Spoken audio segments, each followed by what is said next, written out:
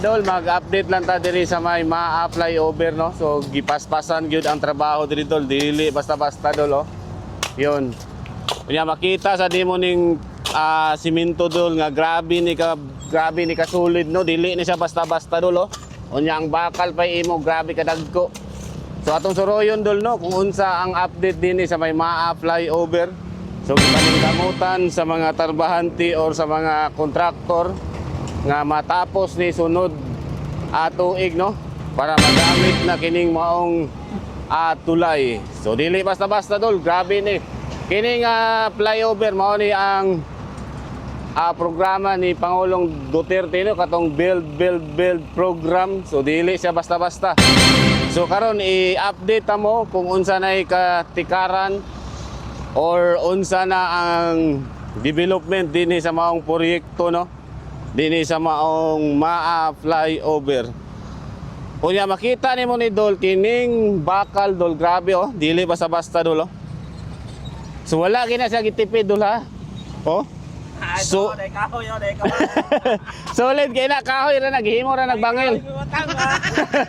Oh, solid kay na sa dol tungod kay ang Davao City gani amo trabaho dol, dili basta-basta dol. Unya ang bakal, oh, tanawang bakal dol. Wala katanam og kamuting kahoy, oh. Katindog ula, oh.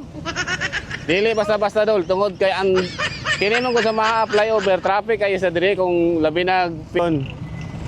So mani ako mga gahi, mga solid nga mga kauban diri sa Davao Vloggers, no. So mani dol ongoing ang construction diri dol.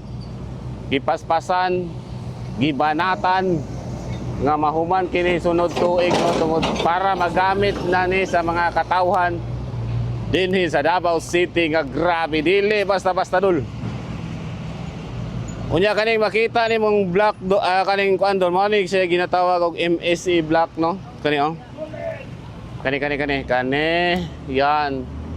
So mana siya dol, so daghan kay na siya dol, oh. So sa likuran traffic kay dire prinita kay dol. Prinita yon. Oh, wala siya, oh. Oh, traffic kay na da sa likod, di ba? Traffic kay na siya. So paningkamutan ni siya dol nga mahuman ni sunod tuig, ha. So wala ta nag ano kung unsang bulana. So gipaningkamutan. So dili basta-basta.